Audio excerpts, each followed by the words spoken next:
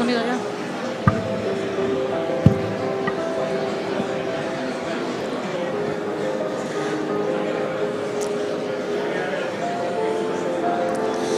Bos días.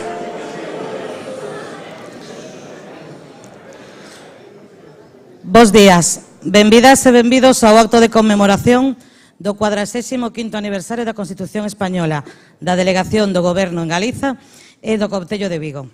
En primeiro lugar, terá a palabra don Pedro Blanco Lobeiras, delegado do Goberno en Galicia.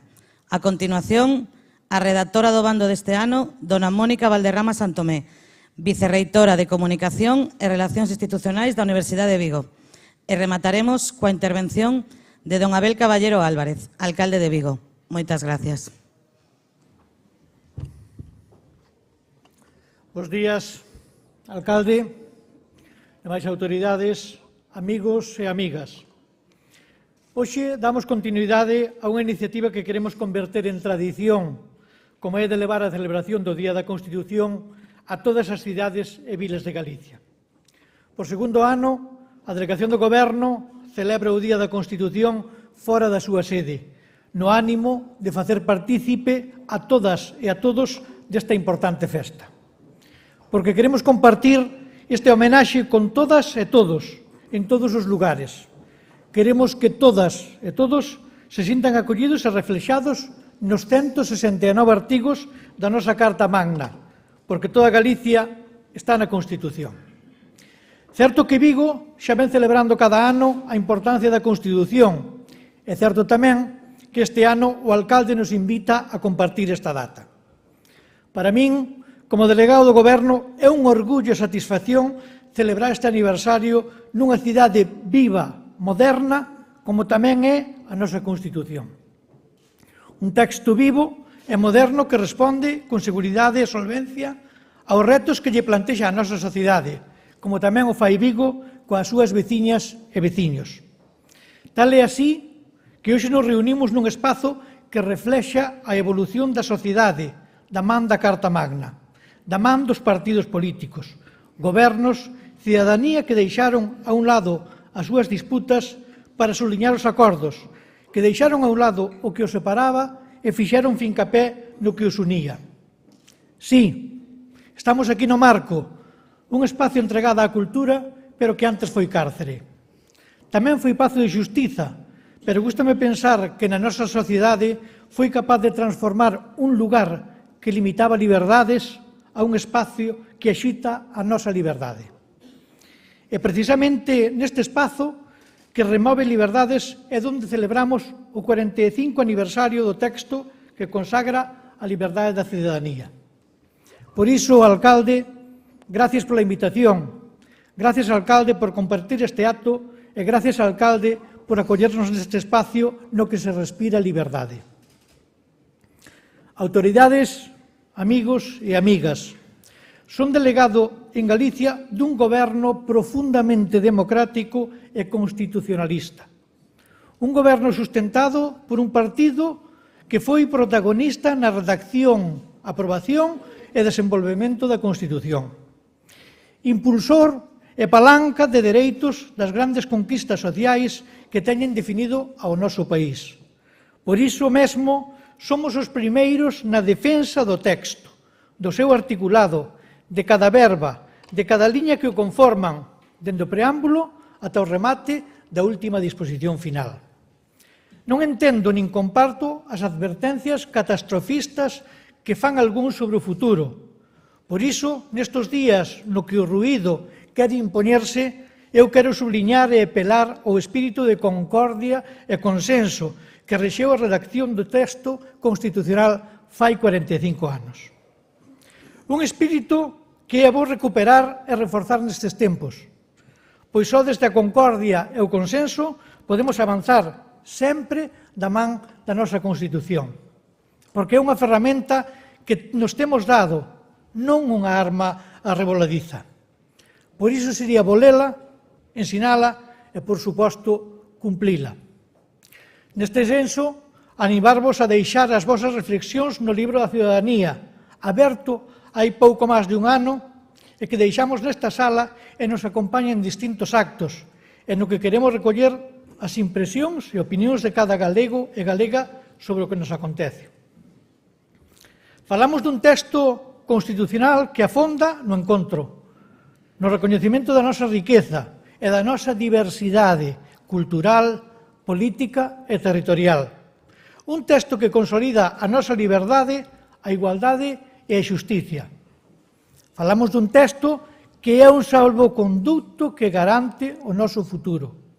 Un salvoconducto que nos levará ao futuro de progreso e benestar que anhelamos. Un salvoconducto, en definitiva, que nos dá tranquilidade hoxe para conquistar mañá con éxito. Por iso, despois de apelar ao encontro e á concordia, ao consenso e ao diálogo, despois de chamar a todos e a todas á unidade e á xenerosidade, adianto-vos que este Goberno seguirá a traballar da man da Constitución polo mellor futuro posible. Hoxe, este aniversario sírvenos para a reflexión sobre o feito nestes 45 anos de democracia, para pôr en valor os dereitos acadados, os que falan de sanidade, de educación, de vivenda, pero tamén os que falan de igualdade, de diversidade e de integración. Sobre os alicerces dos que temos construído, volvo a dicir, entre todos, sobre esa base firme e irrompible que é a nosa Constitución, imos seguir traballando e imos seguir construindo. Unha España de todos e todas, unha Galicia de todas e todos. Imos seguir ampliando dereitos constitucionais para facer unha España e unha Galicia máis respetuosa coa súa contorna, máis culta, máis moderna, de progreso e benestar. Será así como fagamos entre todas e todos unha sociedade máis libre, igualitaria, democrática e, sobre todo, solidaria. E sempre atentos e atendendo a todos e a todas, aos nosos maiores, aos nosos nenos e, sobre todo, aos nosos mozos e mozas, aos que lles debemos un futuro mellor. A nosa Constitución o garante e así nos comprometemos a cumplilo. Moitas gracias por estar aquí hoxe.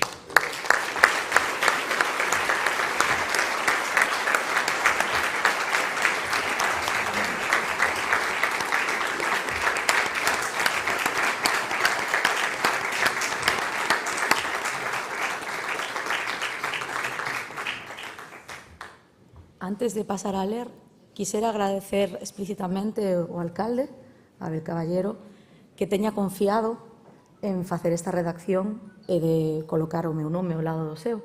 Eso é o primeiro. Realmente agradecida de ser a persoa que este ano representa a cidadanía, no meu caso tamén a Universidade de Vigo, que é a institución que me fai hoxe estar aquí.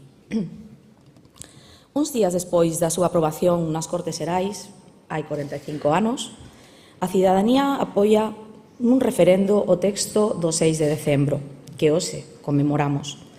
Unha norma superior que nos contaron, mentres crecíamos, acompañada sempre dun vocábulo como protagonista, en cada alusión, desde a academia aos medios de comunicación, o consenso. O gran fito e orgullo que serviu de ponte entre todos os españois. Quizáis, o seu nacemento en momentos convulsos tras décadas de desesperanza dunha ditadura determinou a súa relevancia, dado que uniu sastres de tan dispar formación e idea nacional. Este ganduxo azaroso construíu, unindo pregos complexos, un traxe de textura duradeira e elástica, cun deseño inquebrantable que hoxe segue estando de moda. No padrón que nos legou a historia recente do noso país hai 169 puntos, como apuntaba, hai un intre, o delegado do Goberno, que son eses artigos previstos onde mesmo a súa remodelación ten cabida en función dunha figura que, como era previsible, mudou co paso do tempo. A Constitución, a lei fundamental, favoreceu a esta señora fabulosa que é España. Permítanme a licenza, como non xurista, e só aprendiz e divulgadora de ciencia, que trata de describir entre sorrisos unha metáfora. Ela, esta muller fabulosa, leva un paraugas que detén a choiva e o sol inclemente, porque as súas varas son a igualdade e a solidaridade. Non esquezamos que desde o seu artigo 1 se identifica como un Estado social e democrático de dereito, e no 2, o que segue, no seu enorme bolso recoñece e garante a autonomía das nacionalidades e das rexións que compoñen o país. De todas as eleccións de cremalleiras para esta indumentaria complexa, foi a concordia a que abre e pecha calquera peza.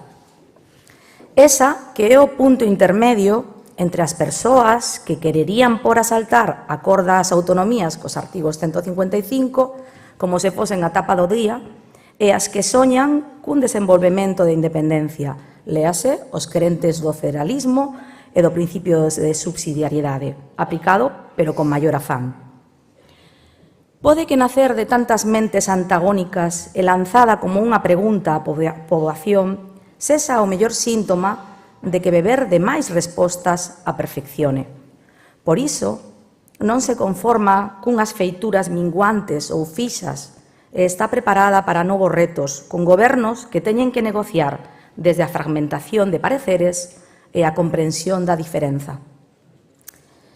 Dela díxose que é moi avanzada desde unha perspectiva internacional, pero se segue optando pola monarquía, aínda que parlamentaria, e ten decenas de puntos que darían para debates, teses doutorais ou digresións de máis profundidade.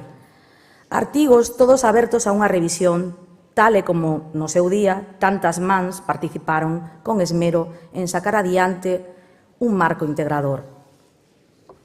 O artigo 27, que establece o dereito á educación, é o que quixera destacar, pola casa da que veño, na nosa lembranza co gallo da celebración da Constitución. Porque se hai algo que lle permite a un país mellorar en todos os aspectos é que as persoas que o habitan se formen e que ese acceso sexa universal. O que máis nos iguala, o que nos abre, aporta unha vida mellor e o ascensor social máis evidente, é o poder escalar a través da educación. A universidade, como un dos motores da investigación, da innovación e da xeración de coñecemento, é unha debedora directa desta aposta de entón por un futuro onde se erradicase a ignorancia e a pobreza. Por iso, hoxe debemos recoñecer que máis aló das polémicas ou das enmendas que retocaron este traxe, segue sendo adecuado para a convivencia pacífica e aplicado polos tribunais españois na resolución de conflictos legais. Oxalá siga celebrándose outra media vida sen temor a tesoiras e a novos tecidos que reforcen ou alixeiren cos aires dos tempos e coa cordura da moderación.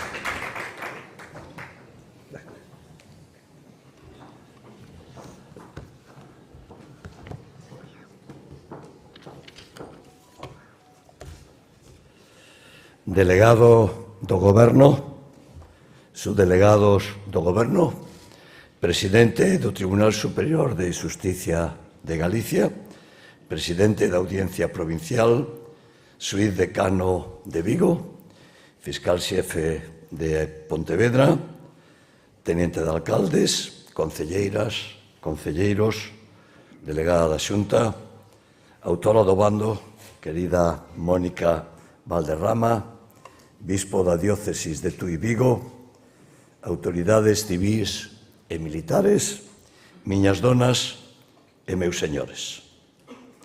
45 anos cumpre a Constitución. 1978-2023. Votámola con entusiasmo. E durante estes 45 anos, xeracións enteiras viron o seu ámbito de desenvolvemento personal, político e de libertades, amparado pola Constitución.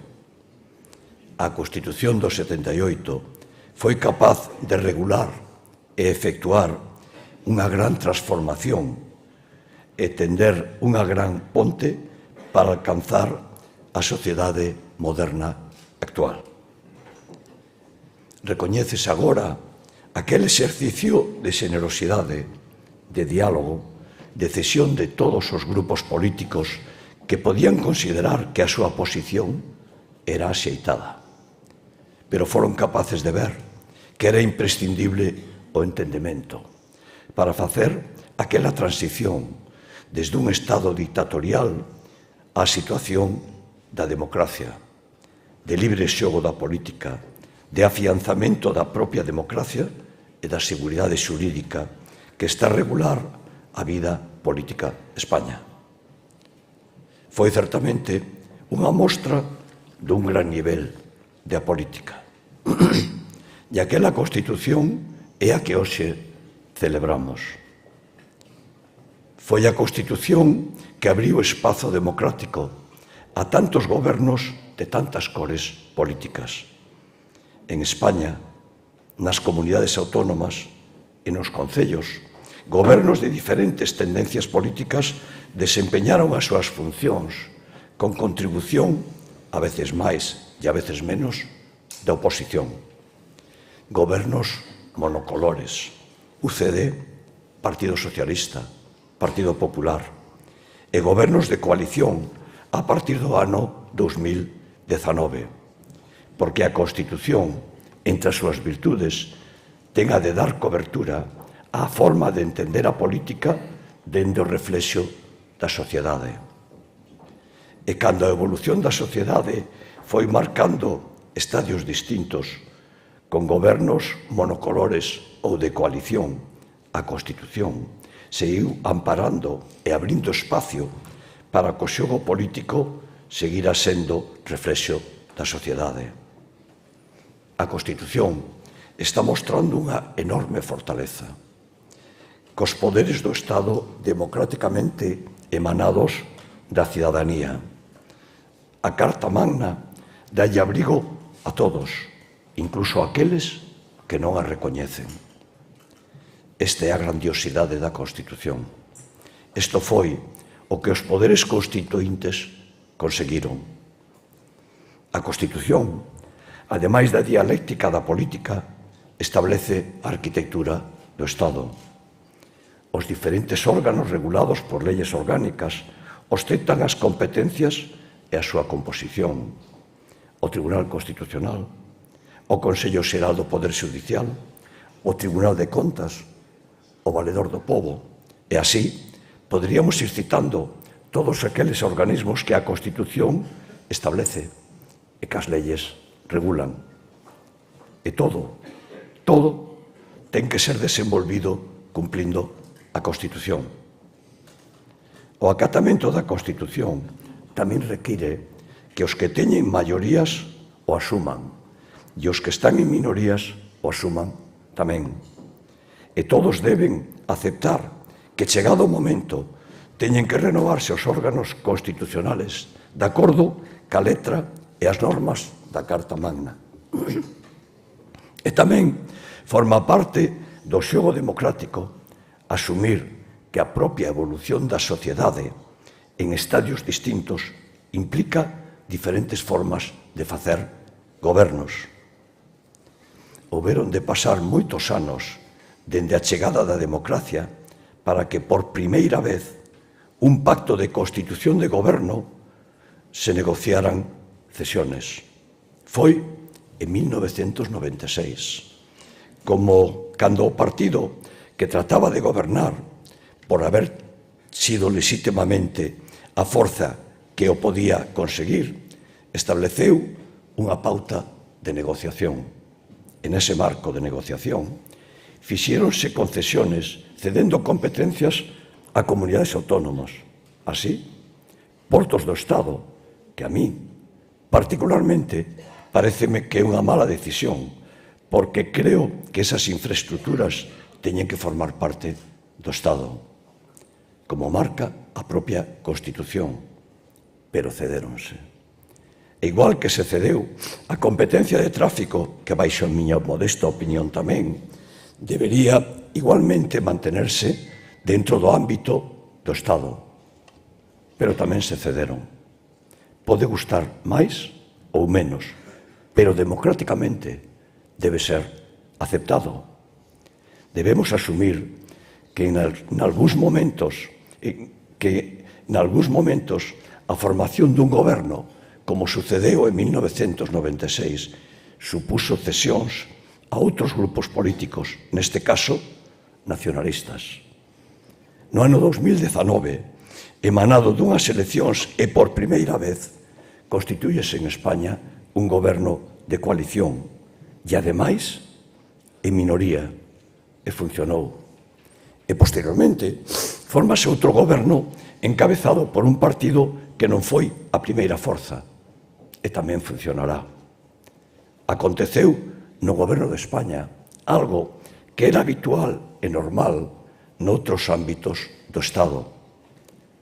Nos concellos sucedeu miles de veces que a segunda e a terceira forza, e ás veces con outras forzas políticas, conseguiron maioría absoluta nos plenos e formaron gobernos. Sin necesidade de ir moi lonxe, aquí, en Vigo, tras as primeiras eleccións democráticas municipales en 1979, non gobernou a forza máis votada, senón que o fixo un goberno de coalición. A segunda forza conseguiu maioría do pleno do Concello, xa en 1979.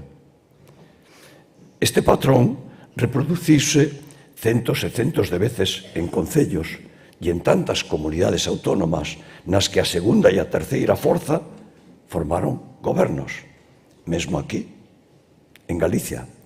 No ano 2005 formouse un goberno de coalición que a segunda e a terceira forzas políticas, tan lexítimo como un executivo con maioría absoluta, sostido por un solo partido. Decídeo a cidadanía co seu voto. Non podemos nin debemos equivocar o debate político con a constitucionalidade. É lexítimo, constitucional e legal que en sistemas parlamentarios gobernen partidos políticos que non son primeira forza. E reitero, isto sucediu en multitude de ocasións, en multitude de siglas políticas en todas as administracións. Debe ser asumido como un normal funcionamento democrático, porque tan lexítimo é sometelo a debate político como a conformación deses gobernos. E esa volva a ser a grandiosidade da Constitución, que dá acomodo a tantas forzas políticas, a tantas ideoloxías nas circunstancias de cada momento. E partidos minoritarios acceden democráticamente a conformar goberno ou mesmo a apoiar gobernos a traveso de pactos políticos. Particularmente, creo que as mellores maiorías son as otorgadas electoralmente pola cidadanía no exercicio da súa liberdade. E Vigo pode ser un caso reseñable. O goberno de Vigo é igual de lexítimo que o goberno de calqueira outra cidade que conforma en España gobernos de coalición, pero non son igual de eficaces. O modelo de Vigo, único en España, otorgou 5 maiorías de goberno, as 3 últimas, co alrededor do 70% das concellerías. Esa é a proba da boa marcha dunha cidade. E hai un dereito constitucional ás dotacións de infraestructuras, e aí está, que cheguen de xeito similar aos territorios que as precisan. Pois aí hai unha grande desigualdade. Vigo, 14ª cidade de España, non ten AVE, non ten autovía, porque algún goberno non la parou nos anos 14. E a miña voz como alcalde levantouse entón, casi aisladamente, forte na súa demanda. Agora están en marcha, mas dende aquí sempre levantarei a miña voz e a miña forza, a nosa forza, para reivindicalas. O ministro Óscar Puente asegurouno, pero en Vigo permaneceremos vixiantes, como fixen sempre, porque o meu partido é Vigo. Mais a Constitución tamén recolle, en este caso dun xeito taxante, que os órganos da arquitectura do Estado, o Consello do Poder Xudicial, o Tribunal de Contas ou mesmo o Tribunal Constitucional, están sometidos a límites temporales establecidos e cando se agotan eses prazos, as forzas políticas teñen a obriga constitucional da súa renovación.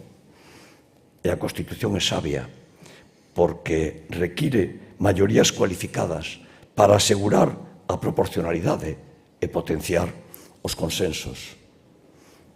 Anclada a positividade dos equilibrios e da proporcionalidade, é preciso explicitar que cando un partido ten unha presencia no Consello do Poder Xudicial ou no Tribunal de Contas, e isto tamén sucede nos tribunales de contas autonómicas, froito dunha determinada situación política ad hoc, cando expira o plazo, é imprescindible a súa renovación, respetando as novas maiorías e minorías e favorecendo a quen favorezcan. E non se fai moito aprecio á Constitución cando se bloquea unha renovación porque non se acepta a nova composición do Parlamento. Esa actitude é un ataque á Constitución e non permite o libre xogo democrático das forzas políticas aplicando os valores constitucionales. A sociedade evoluciona e a Constitución ampara a transformación social. E por iso é preciso respetar a sociedade cumprindo a Constitución. Convén, neste momento, destacar o papel do Tribunal Constitucional, un órgano encargado de determinar, como é obvio, a constitucionalidade de leyes e normas. A toda agora, as decisións deste órgano sempre se aceptaron independentemente dos lexítimos intereses de cada parte. Lamentablemente, nos últimos tempos estamos asistindo a algunhas polémicas sobre a constitucionalidade de certas normas. Hai algún tempo cuestionábase a constitucionalidade da Lei de Interrupción Voluntaria do Embarazo, da Lei do Matrimonio entre persoas do mesmo sexo, algunhas leyes que establecían normas de regulación autonómicas e tantas outras. Pero non son os partidos políticos os que deciden sobre a constitucionalidade das normas, senón que é o Tribunal Constitucional. Isto é outra das grandes fortalezas da Constitución, porque ante determinados debates políticos vai a ser o Tribunal Constitucional o que decida se unha lei é constitucional ou non. Resolución que temos que acatar exactamente igual que se fixo ata o de agora, cando nos gusta e cando non nos gusta. E con nós, Mónica Valderrama, vicerrectora da Universidade de Vigo, muller do mundo da verdade, da comunicación, da proximidade das persoas e da docencia. Autora do pregón, é un privilexio ler o teu bando.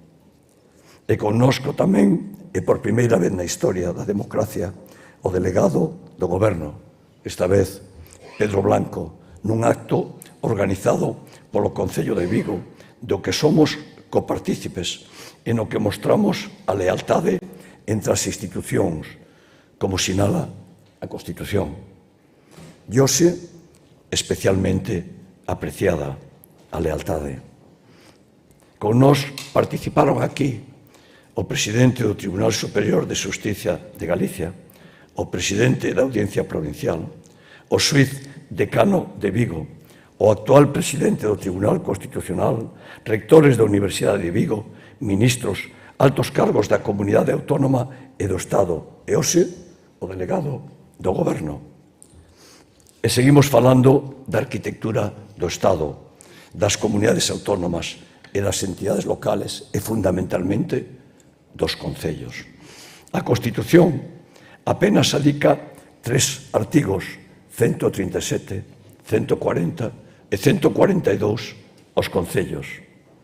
pero nestes 45 anos a evolución da sociedade reforzou notablemente a relevancia das cidades. Casi que podemos decir que todo sucede nas cidades.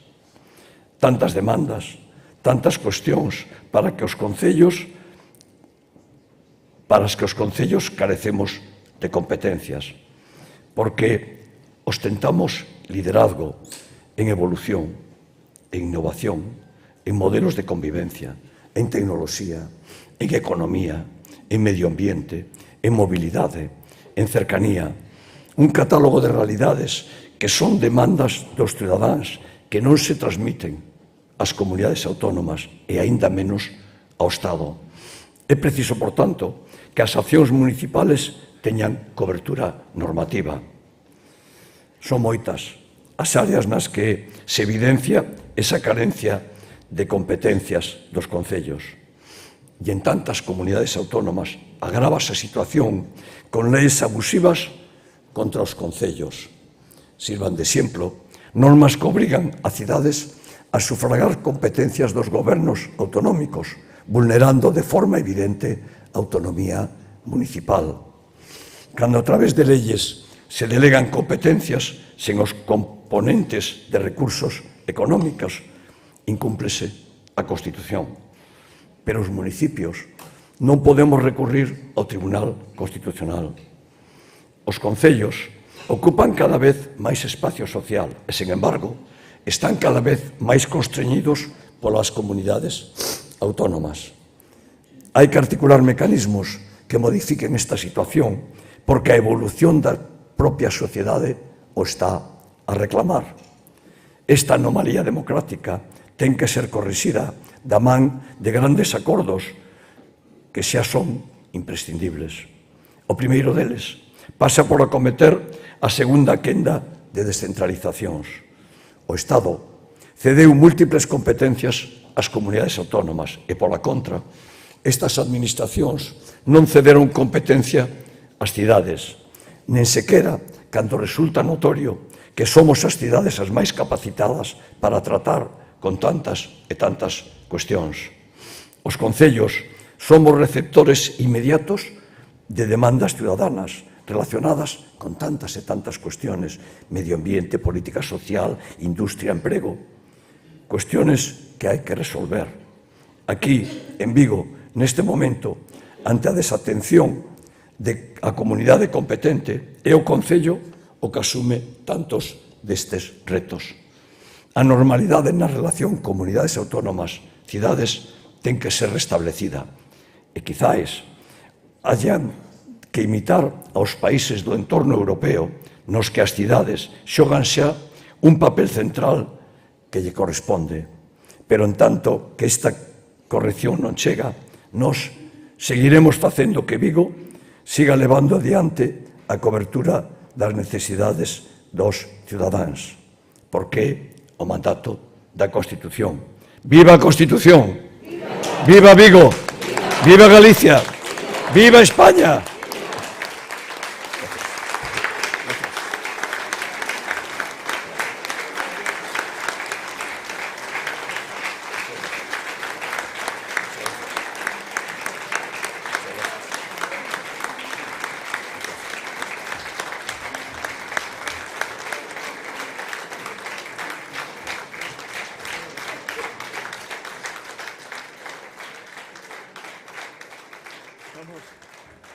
Estupendo, eso ya se queda.